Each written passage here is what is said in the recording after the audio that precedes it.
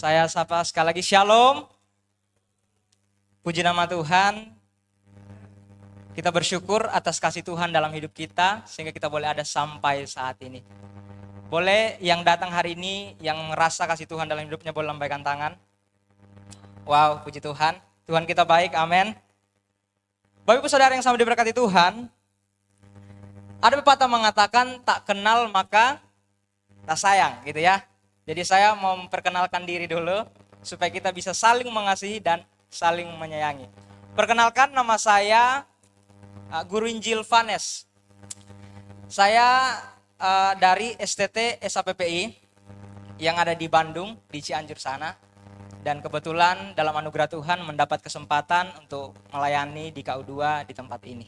Saya percaya tidak ada satu kebetulan di dalam hidup ini, semua ada dalam rancangan Tuhan. Amin. Baik, gereja kita dalam bulan ini selalu berbicara tentang merdeka gitu ya. Minggu lalu kita belajar tentang merdeka juga, merdeka dari rasa khawatir dan lain sebagainya. Dan hari ini kita juga akan berbicara tentang merdeka, tapi merdeka dari apa? Gereja memberikan tema yaitu merdeka dari luka masa lalu dan pengampunan. Bapak Ibu Saudaraku yang sama diberkati Tuhan, berdasarkan tema ini kita akan mendasarinya dengan dua bagian firman Tuhan yang diambil dari Yesaya 61 ayat 1 dan Efesus 4 ayat 31 dan 32. Mari kita sama-sama buka firman Tuhan. Yang pertama di dalam Yesaya 61 ayat yang pertama, kemudian di dalam Efesus 4 ayat 31 dan 32. Jika sudah menemukan, bisa katakan amin. Amin ya. Bapak Ibu boleh memperhatikan di Alkitabnya masing-masing, saya akan membacakan untuk kita semua. Dari Yesaya 61 ayat 1 firman Tuhan berbunyi demikian. Roh Tuhan Allah ada padaku, karena Tuhan telah mengurapi aku. Ia telah mengutus aku untuk menyampaikan kabar baik kepada orang-orang sengsara dan merawat orang-orang yang remuk hati, untuk memberitakan pembebasan kepada orang-orang tawanan dan kelepasan dari penjara kepada orang-orang yang terkurung. Kemudian di bagian kedua, di dalam Efesus 4 ayat 31 dan 32, firman Tuhan berbunyi begini. Segala kepahitan, kegeraman, kemarahan, kegaduhan, dan fitnah hendaklah dibuang dari antara kamu, demikian pula segala kejahatan. Tetapi hendaklah kamu ramah seorang terhadap yang lain, penuh kasih mesra dan saling mengampuni, sebagaimana Allah di dalam Kristus telah mengampuni kamu. Demikian jawab pembacaan firman Tuhan. Berbahagialah kita yang membaca firman Tuhan ini dan menghidupi dalam hidup kita serta mau melakukannya di dalam setiap perjalanan hidup kita. Bapak Ibu Saudara, mengawali khotbah ini, saya ingin mengajukan satu pertanyaan untuk kita semua. Di sini siapa yang pernah sakit hati? Yang pernah sakit hati, Bapak Ibu Saudaraku? Saya percaya bahwa setiap kita pernah mungkin ya sakit hati. Sakit hati di masa lalu gitu ya. Entah itu sakit hati sama pasangan, sakit hati sama keluarga, sakit hati sama teman, sakit hati sama rekan kerja, bahkan mungkin sakit hati sama hamba Tuhan gitu ya. Saya percaya bahwa setiap kita pernah mengalami yang namanya sakit hati. Sakit hati di masa lalu. Mungkin kita pernah disakiti sama orang yang kita sayangi ya. Kita disakiti sama orang yang kita cintai gitu ya. Dan mungkin juga kita pernah melakukan sesuatu yang tidak sesuai firman Tuhan, dan kita baru sadar ternyata itu enggak benar, dan itu membuat kita sakit hati dan menyesal dalam hidup kita. Kita mungkin sudah mengaku sama Tuhan bahwa Tuhan saya melakukan ini, tapi ketika masalah itu diungkit, ketika masalah itu diangkat, kita kembali merasa terluka karena apa yang sudah kita perbuat. Nah, hari ini tema kita berbicara tentang merdeka dari luka masa lalu dan pengampunan. Hari ini kita akan sama-sama belajar 3 kebenaran. Tidak banyak, Bapak Ibu Saudaraku, hanya 3 kebenaran. Bagaimana agar kita bisa menjadi pribadi yang merdeka dari luka masa lalu dan pengampunan. Bapak Ibu Saudaraku, ketika kita memperhatikan pembacaan kita, yang pertama kita akan sama-sama belajar bagaimana agar kita bisa menjadi pribadi yang merdeka dari luka masa lalu. Yang pertama adalah kita harus sadar kalau Yesus itu sudah memerdekakan kita.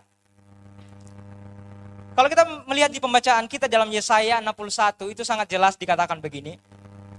Roh Tuhan Allah ada pada aku karena Tuhan telah mengurapi aku. Ia telah mengutus aku untuk menyampaikan kabar baik kepada orang-orang sengsara dan merawat orang-orang yang remuk hati. Untuk memberitakan pembebasan kepada orang-orang tawanan dan kelepasan dari penjara kepada orang-orang yang terkurung. Bapak Ibu Saudaraku yang sama diberkati Tuhan, sedikit melihat konteks kitab Yesaya gitu ya, agar kita bisa memahami gitu ya. Kitab Yesaya ini dibagi ke dalam 3 bagian, Bapak Ibu Saudaraku yang sama diberkati Tuhan.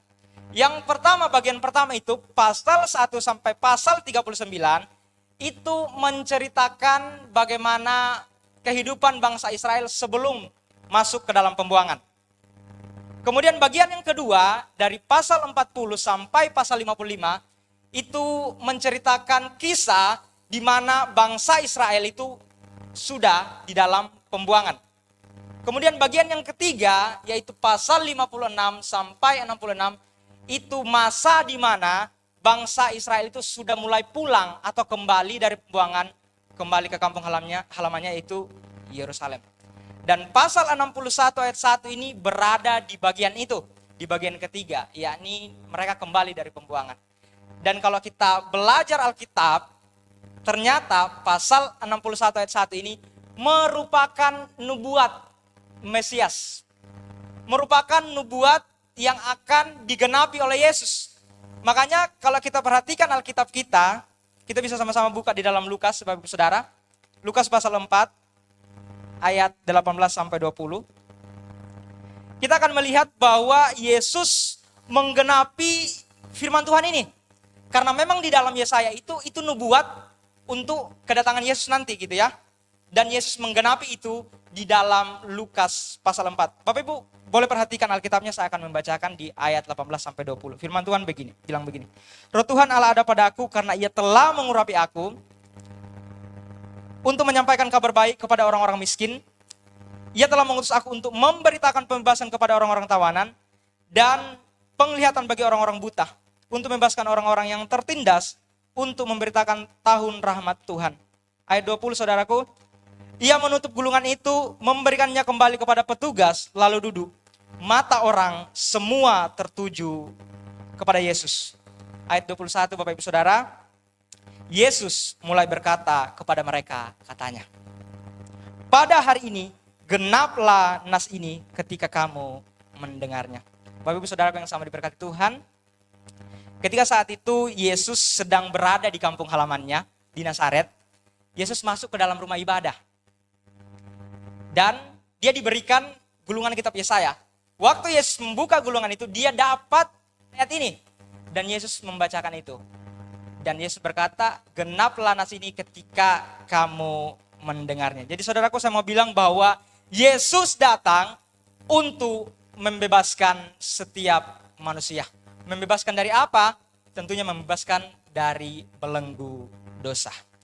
Jadi Bapak Ibu Saudara yang sama diberkati Tuhan, kita belajar yang pertama bagaimana agar kita bisa merdeka dari luka masa lalu. Kita harus sadar kalau Yesus sudah memerdekakan kita. Kenapa demikian? Karena begini Bapak Ibu Saudara sekalian. Mengapa penting sadar bahwa kita ini orang yang sudah dimerdekakan? Mengapa penting Bapak Ibu? Karena kita ini adalah orang-orang yang berdosa.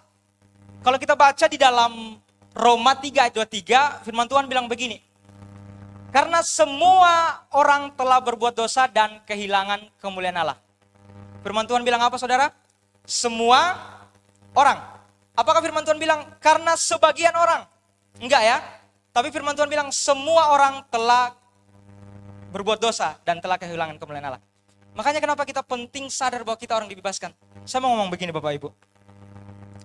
Mungkin kita pernah melakukan yang namanya dosa. Kita melakukan yang namanya kesalahan. Atau mungkin kita pernah di masa lalu disakiti. Dan itu membuat kita selalu terpuruk di dalam hati kita. Sehingga kita terus mengintimidasi diri kita bahwa kita merasa tidak layak.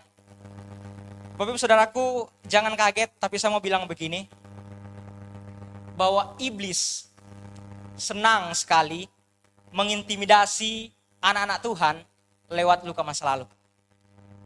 Jadi hati-hati Bapak Ibu Saudara yang sama diberkati Tuhan, iblis senang sekali mengintimidasi kita lewat luka-luka masa lalu kita. Iblis senang pakai itu untuk membuat kita itu merasa enggak layak di hadapan Tuhan. Untuk membuat kita itu merasa tidak berharga di hadapan Tuhan. Karena kita pernah melakukan kesalahan mungkin, karena kita mungkin pernah jatuh, kita pernah menyakiti orang lain, dan itu yang terus menghantui kita, sehingga kita tidak bertumbuh di dalam Tuhan. Makanya poin pertama, bagaimana sih agar kita bisa merdeka dari luka masa lalu? Kita harus sadar Bapak Ibu, bahwa Yesus itu sudah memerdekakan kita. Sehingga kita tidak terus terjebak di dalam intimidasi iblis. Yang pemahaman mengatakan bahwa kita itu enggak berharga karena masa lalu kita. Berapa banyak anak-anak Tuhan yang saat ini tidak mau pelayanan? Karena mereka merasa enggak layak dirinya. Berapa banyak anak-anak Tuhan yang tidak mau bergereja karena menurut diri mereka terlalu kotor di hadapan Tuhan.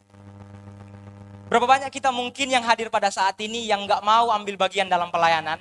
Karena kita merasa bahwa saya masih sering marah. Saya belum bisa mengontrol emosi saya. Kita gak mau pelayanan karena kita merasa bahwa diri kita ini belum benar. Berapa banyak anak Tuhan yang gak mau datang bergereja karena sakit hati dan lain sebagainya. Tapi Bapak Ibu Saudaraku yang sama diberkati Tuhan, saya mau bilang bahwa itu hanyalah intimidasi iblis. Gitu ya. Ketika kamu masih terjebak di dalam luka masa lalumu, percayalah bahwa itu adalah intimidasi iblis. Makanya penting poin yang pertama kita belajar, kita harus sadar bahwa kita ini adalah orang-orang yang sudah dimerdekakan. Amin Bapak Ibu. Katakan sama samping kanan kirimu, bilang kamu sudah dimerdekakan oleh Yesus. Ya, kita ini orang-orang yang sudah dimerdekakan Bapak Ibu Saudara yang sama diberkati Tuhan. Makanya penting sekali supaya kita itu merdeka dari luka masa lalu, kita sadar bahwa kita orang yang sudah dimerdekakan oleh Yesus. Bagaimana ketika kita tidak sadar, ketika kita sudah dimerdekakan? Inilah yang terjadi, banyak anak-anak Tuhan di gereja yang hanya merdeka secara KTP. Apa maksudnya Bapak Ibu? Banyak orang-orang Kristen yang hanya merdeka secara KTP. Di KTP-nya tertulis Kristen, pengikut Kristus, tetapi di dalam aplikasi hidupnya, di dalam perjalanan hidupnya, dia lebih condong mendengarkan apa kata iblis, apa kata dunia tentang dirinya. Makanya dia terus terjebak dan tidak bisa bertumbuh di dalam imannya kepada Tuhan. Betapa pentingnya Bapak Ibu Saudaraku yang sama diberkati Tuhan untuk kita merdeka dari luka masa lalu. Kita sadar bahwa Yesus datang dan sudah memerdekakan kita semua. Saudara, hati-hati dengan kalimat yang saya bilang di awal tadi bahwa ya udahlah, saya kan manusia berdosa. Ada nggak yang pernah ngomong seperti itu? Kalau lagi marah, kalau lagi buat salah gitu ya, kalau lagi jengkel sama orang lain dan lakukan kesalahan, keluar kalimat ya udahlah kan saya manusia berdosa. Ya udahlah kan saya orang yang memang berdosa gitu ya. Berapa banyak kita yang pernah keluarkan kalimat itu di dalam hidup kita ketika kita melakukan kesalahan. Tapi saya mau bilang bahwa ketika kita ngomong seperti itu, sebenarnya secara tidak langsung Bapak Ibu dan Saudara dan saya sedang menghina karya salib Kristus. Kristus sudah mati di kayu salib. Itu karya yang sempurna yang dia kerjakan di dalam hidup saudara dan saya. Lalu kenapa kita seringkali merasa bahwa kita ini orang yang tidak layak di hadapan Tuhan? Dan kita seringkali berkata bahwa saya nggak mau pelayanan karena saya masih terlalu berdosa. Dan kita terus tinggal di dalam luka masa lalu itu. Akhirnya kita nggak bisa menjadi orang yang merdeka Bapak Ibu. Saya senang sekali sama salah satu Bapak gereja, saudaraku yang sama diberkati Tuhan, Agustinus gitu ya. Dia pernah merumuskan status kehidupan manusia. Dia buat 4 gitu dalam bahasa Latin. Tapi saya di sini mencantumkan 2. Dia bilang begini, dia rumuskan kehidupan manusia. Bahwa kehidupan manusia itu terbagi dalam 4 bagian. Dan saya cantumkan dua. Yang pertama itu dia bilang begini, saudara. Non posse, non picare. Jadi manusia ini status sebelum ditebus oleh Yesus, statusnya itu yaitu non posse, non picare. Yang artinya apa? Yang artinya manusia itu tidak mampu untuk tidak berdosa. Jadi mau gak mau manusia itu harus berdosa. Gitu ya. Dia rumuskan itu yang pertama. Non posse, non picare. Manusia itu gak mampu untuk tidak berbuat dosa. Ini status manusia sebelum manusia itu ditebus oleh Yesus. Kemudian dia merumuskan yang kedua bahwa setelah Yesus datang, dia merumuskan yang kedua yaitu posse non picare. Artinya kita dimampukan oleh Roh Kudus untuk berkata tidak kepada dosa. Ini status setelah ditebus Yesus. Makanya kita punya kuasa Bapak Ibu Saudara untuk berkata tidak kepada dosa. Jadi jangan lagi pernah merasa bahwa hidupmu terlalu kotor, terlalu berdosa di hadapan Tuhan sehingga kamu gak layak di hadapan Tuhan. Gitu ya. Karena itu iblis pakai untuk mengintimidasi saudara dan saya sehingga kita tidak bisa bertumbuh dan berkembang di dalam iman kita kepada Tuhan. Maka dari itu Bapak Ibu Saudara, penting ternyata dalam hidup ini memahami dengan benar bahwa kita ini sudah dimerdekakan oleh Tuhan. Sehingga ketika kita sadar bahwa kita sudah dimerdekakan gitu ya, kita akan punya pemahaman yang berbeda. Kita akan berkata demikian, bahwa memang saya pernah terluka di masa lalu. Kita akan berkata bahwa memang saya pernah melakukan hal itu di masa lalu. Tetapi Yesus sudah datang dan sudah memerdekakan saya dan sudah memulihkan saya. Sehingga kita tidak terus terjebak di dalam luka masa lalu itu. Sehingga kita bisa berkata bahwa saya bukan lagi orang yang terbelenggu. Saya orang yang sudah dimerdekakan. Kita tidak menjadi orang-orang yang kepahitan. Kita tidak menjadi orang-orang yang terus terbelenggu sama sakit hati. Gitu ya. Karena kita sadar bahwa memang Yesus itu datang untuk memerdekakan saudara dan saya. Makanya saya senang sekali ayat firman Tuhan di dalam Amsal 23 ayat 18 Bapak Ibu Saudara. Ini menggambarkan bagaimana bahwa ketika kita berjalan bersama dengan Tuhan, bahwa sungguh masa depan kita ada. Amsal 23 ayat 18 bilang begini, karena masa depan sungguh ada dan harapan tidak akan hilang. Bapak Ibu Saudaraku yang sama diberkati Tuhan, jangan lagi mau terjebak di dalam intimidasi iblis yang terus mengingatkan kita terhadap luka-luka kita yang di masa lalu, terhadap hal-hal yang pernah kita alami di masa lalu. Mungkin kita pernah disakiti sama pasangan kita, mungkin kita pernah disakiti sama istri, sama suami, sama anak-anak kita, sama orang tua kita. Tapi saya mau bilang bahwa jangan sampai kita terus berjalan di dalam hal itu. Karena Yesus sudah datang menjadi pembebas bagi setiap kita. Makanya ketika kita baca dalam Yohanes 3 ayat 16, itu sangat jelas bahwa Yesus datang dan membebaskan kita.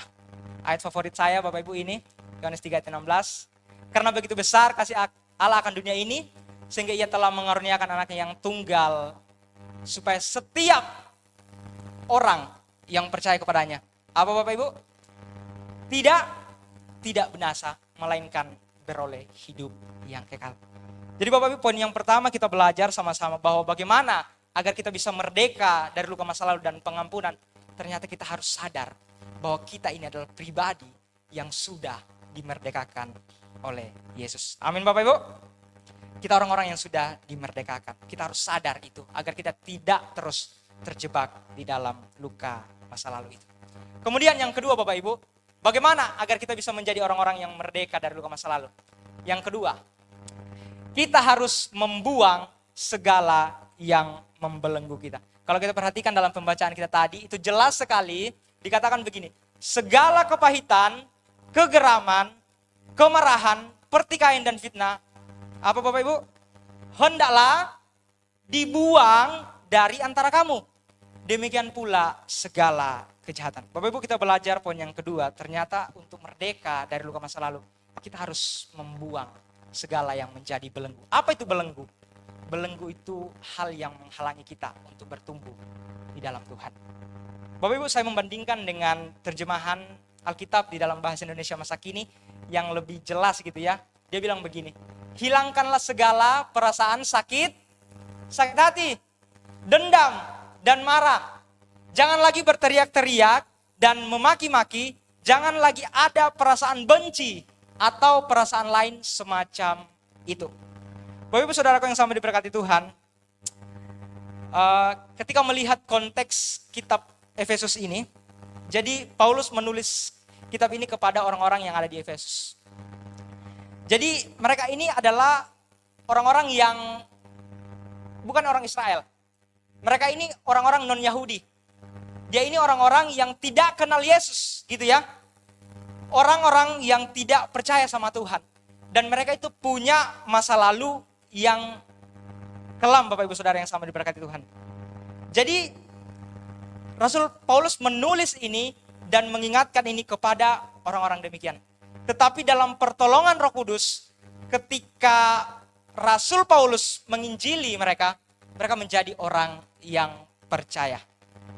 Sehingga ketika kita melihat bahwa ketika Rasul Paulus memberitakan kepada mereka tentang pertobatan dan mereka percaya dan mereka menjadi manusia baru, akhirnya mereka disuruh untuk meninggalkan kehidupan lamanya.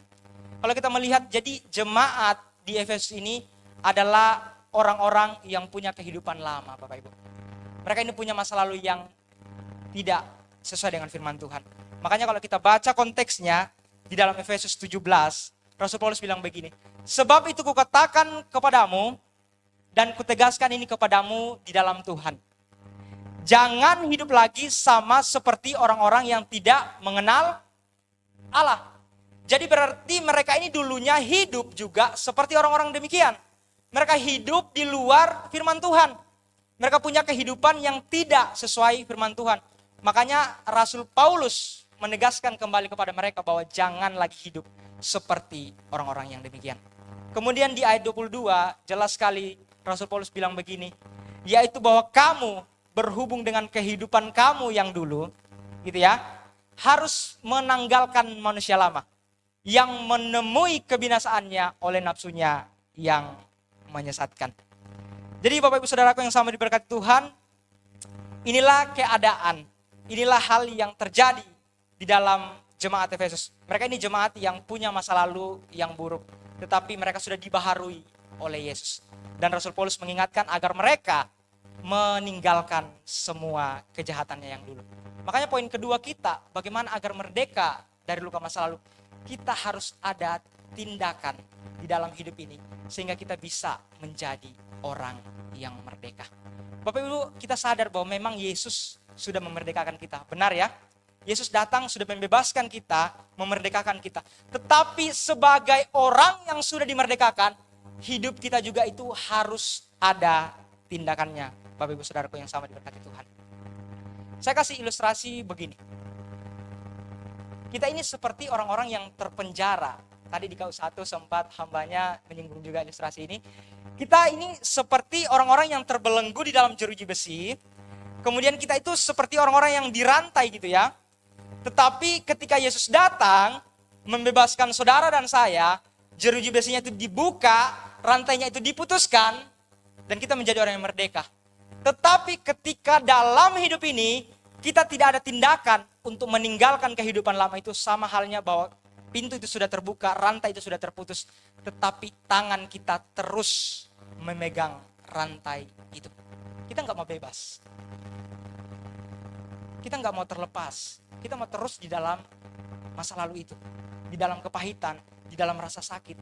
Makanya Rasul Paulus ingatkan kepada jemaat Efesus, buang itu. Jangan terus ada di dalam hidupmu.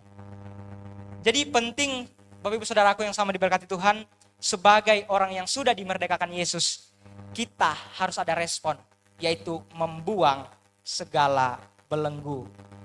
Belenggu itu apa? Bisa berupa luka masa lalu. Bisa berupa kepahitanmu. Bisa berupa sakit hatimu, traumamu gitu ya. Dan belenggu-belenggu itulah yang membuat kamu tidak bisa bertumbuh di dalam Tuhan. Makanya saya senang sekali ayat yang ditulis oleh Rasul Paulus dalam Filipi 3 ayat 23. Dia bilang begini, aku melupakan apa yang telah di belakangku dan mengerahkan diri kepada apa yang ada di hadapanku. Bapak Ibu Saudara sekalian, Siapa yang nggak tahu hidup Rasul Paulus? Dia ini adalah orang yang dulunya sangat kejam, Bapak Ibu. Dia ini dulunya adalah orang yang sangat jahat. Dia ini orang yang sangat benci kepada pengikut Kristus, gitu ya. Tetapi di dalam perjalanan hidupnya, dia berjumpa dengan Tuhan. Dan dia diubahkan, Bapak Ibu. Bahkan ketika kita ikuti kisah Rasul Paulus, dia ini seorang pembunuh. Ketika Stefanus, Bapak Ibu, waktu itu dibunuh oleh orang-orang di situ, dia ada berdiri di situ. Dan dia setuju akan pembunuhan itu. Betapa kejamnya hidupnya Rasul Paulus dulu itu, Bapak Ibu. Tetapi ketika dia berjumpa dengan Yesus, dia menjadi pribadi yang lain. Makanya salah satu ayat yang dia tulis ini, dalam Filipi 3 ayat 13, dia melupakan itu, dalam artian dia buang itu semua, dan dia mengarahkan dirinya kepada kasih karunia Tuhan yang ada di hadapannya. Bapak Ibu Saudaraku yang sama diberkati Tuhan, sama halnya dalam hidup kita, gitu ya. Semua kita punya masa lalu. Semua kita punya luka-luka masa lalu. Tetapi firman Tuhan datang hari ini dan mengajak kita bahwa jangan kita terus memegang luka itu, melainkan kita harus membuang itu. Sebab kita adalah orang-orang yang sudah dimerdekakan. Jadi Bapak Ibu Saudara, poin kedua ini kita belajar bahwa mari sebagai orang yang sudah dimerdekakan, dan jika kita mau menjadi orang yang merdeka dari luka masa lalu, kita harus ada tindakan, yaitu membuang belenggu itu. Membuang sakit hati itu sebagai respon kita orang-orang yang sudah dimerdekakan. Jadi kita bebas Bapak Ibu. Kita tidak terus memegang itu, tapi kita lepas itu sebagai respon kita bahwa kita sudah dimerdekakan. Kemudian Bapak Ibu, poin yang ketiga, yang terakhir gitu ya. Bagaimana agar kita bisa merdeka dari luka masa lalu? Yang pertama kita sudah belajar, kita harus sadar Yesus sudah mengampuni kita. Yang kedua, kita harus membuang segala belenggu.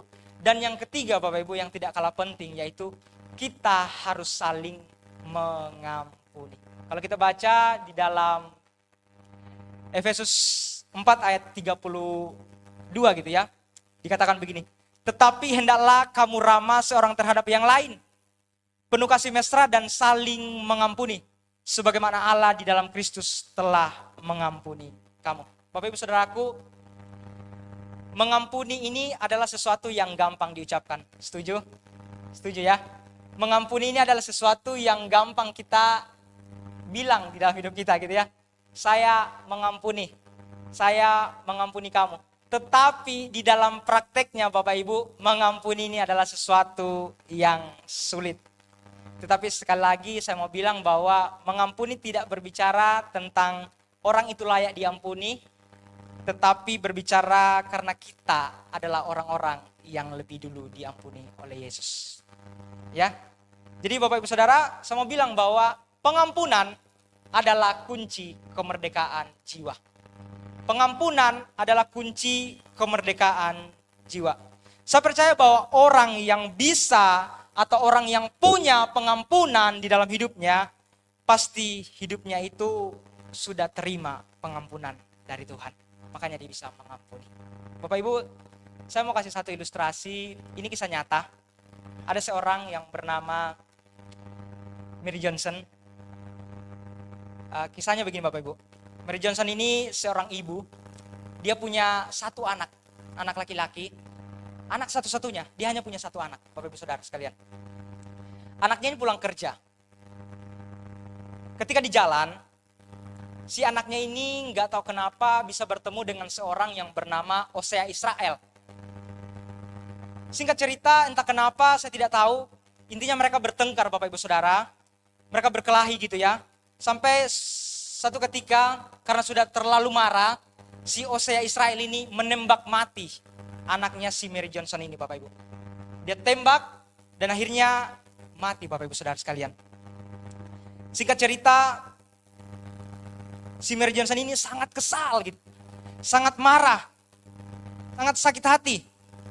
Dan sedikit informasi, ternyata orang yang membunuh anaknya ini adalah anggota geng. Dia ini seorang pemakai narkoba. Dan banyak cerita hidupnya itu yang gak benar. Dan Mary ini adalah seorang Kristen yang sungguh-sungguh. Dia juga seorang guru, Bapak Ibu Saudara sekalian. Dalam perjalanan hidupnya, singkat cerita, dia itu sulit mengampuni si pembunuh anaknya ini. Dia sulit mengampuni Hosea Israel ini. Tetapi selama bertahun-tahun kemudian, entah kenapa, dia mengunjungi si anak yang membunuh anaknya ini dalam penjara. Dan Hosea Israel ini takut. Awalnya takut gitu ya. Karena dia berkata, kenapa ibu yang anaknya saya bunuh dia datang mengunjungi saya. Tetapi singkat cerita mereka bertemu dan kalimat yang diucapkan pertama kali oleh si Mary ini kepada Hosea Israel ini, dia bilang begini, saya sudah mengampuni kamu. Saya sudah memaafkan kamu. Nanti kalau keluar dari penjara, kamu tinggal ya di sebelah rumah saya. Dia bilang begitu Bapak Ibu Saudara. Kita punya kekuatan seperti ini? Bapak Ibu, ada orang yang jahat sama kita, ada orang yang memaki-maki kita, ada orang yang benci sama kita, tapi kita bisa berani berkata bahwa saya mengampunimu, saya memaafkanmu. Bapak Ibu, singkat cerita, ada satu kalimat yang luar biasa yang dikutip oleh si Mary ini dalam kisah hidupnya. Dia berkata begini bahwa tidak mau mengampuni itu seperti kanker. Bapak Ibu, katanya tidak mau mengampuni itu seperti kanker yang ada di dalam tubuh, yang merusak dari dalam, kemudian keluar. Dia ngomong bahwa ketika dia mengampuni itu enggak mengurangi apa yang dia sudah lakukan terhadap dia. Ketika dia mengampuni Hosea Israel ini, itu tidak akan menghidupkan anaknya lagi. Tetapi dia berkata begini bahwa dia mengampuni karena ini tentang dia dan Tuhan. Bapak Ibu, saya mau ngomong begini bahwa seringkali kita sulit mengampuni orang lain karena apa? Karena memang diri kita juga belum sadar bahwa kita ini sudah diampuni. Tetapi ketika kita sadar bahwa kita sudah diampuni, maka saya percaya bahwa kita bisa menyalurkan pengampunan itu kepada orang lain. Jadi Bapak Ibu, ternyata untuk kita bisa merdeka dari luka masa lalu itu penting untuk kita hidup di dalam pengampunan. Sekali lagi, pengampunan itu bukan maunya kita, gitu ya. Tetapi pengampunan itu mengalir dari Tuhan terlebih dahulu di dalam hidup kita, sehingga kita bisa menyalurkan pengampunan itu kepada orang lain. Jadi Bapak Ibu yang sama diberkati Tuhan, poin ketiga ini mengajarkan kita kembali bagaimana untuk kita merdeka dari luka masa lalu. Ternyata kita harus ada pengampunan di dalam hidup kita. Sama seperti kisah Mary Johnson ini, dia seorang yang menerima pengampunan dari Tuhan dan akhirnya dia bisa menyalurkan pengampunan itu kepada orang lain. Sekali lagi, kita ini adalah orang-orang yang sudah diampuni Tuhan terlebih dahulu. Jadi jangan pernah menyimpan atau menaruh pengampunan itu hanya dalam diri kita. Melainkan kita diajar untuk menyalurkan pengampunan yang sudah Tuhan kerjakan di atas kayu salib itu kepada orang lain juga. Dalam Yohanes 3 ayat 16 bilang begini, karena begitu besar kasih Allah akan dunia ini, sehingga ia telah mengaruniakan anaknya yang tunggal, supaya setiap kita yang percaya kepadanya tidak binasa, melainkan beroleh hidup yang kekal. Saudara, nats ini merupakan nats yang mengingatkan kita bahwa kita ini orang-orang yang berdosa, yang sudah menerima pengampunan daripada Tuhan, yang telah menerima pengampunan daripada Yesus, dan Yesus sudah mengerjakan itu secara sempurna di dalam setiap hidup Bapak Ibu Saudara dan saya. Maka dari itu Bapak Ibu Saudara, kesimpulan dari firman Tuhan hari ini, untuk kita bisa merdeka dari luka masa lalu dan pengampunan, yang pertama, kita harus sadar bahwa kita sudah dimerdekakan oleh Yesus. Agar apa? Agar kita tidak terus terjebak di dalam intimidasi iblis dan kita terus tinggal di dalam sakit hati dan luka masa lalu itu. Kemudian yang kedua, untuk kita bisa merdeka dari luka masa lalu, ternyata kita harus membuang segala belenggu atau penghalang sehingga kita tidak bisa bertumbuh di dalam iman kita kepada Tuhan. Dan yang ketiga, bagaimana agar kita bisa merdeka dari luka masa lalu dan pengampunan, kita harus hidup di dalam pengampunan. Kita mengampuni bukan karena kita mau, tetapi karena kita lebih dahulu diampuni. Mari kita tundukkan kepala kita Bapak Ibu, kita bersatu di dalam doa. Bapa di sorga, kami bersyukur untuk firman-Mu yang boleh menghampiri kami, yang mengingatkan kami kembali tentang bagaimana kami merdeka Tuhan. Kembali firman mengingatkan kami bahwa untuk kami merdeka dari luka masa lalu kami dan pengampunan, kami harus sadar bahwa Yesus sudah datang dan sudah memerdekakan kami. Dan sebagai orang yang sudah dimerdekakan, kami harus ada tindakan dalam hidup kami untuk melepaskan setiap belenggu yang terus mengikat kami. Dan kami harus hidup di dalam pengampunan, sebagaimana Tuhan telah mengajarkan kami dan Tuhan lebih dahulu mengampuni kami. Terima kasih Bapa, hamba-Mu telah selesai berbicara. Biar Roh Kudus Tuhan yang terus mengingatkan kami dan terus mengajarkan kami di dalam setiap perjalanan hidup kami. Hanya di dalam nama Tuhan Yesus kami berdoa dan bersyukur. Amin.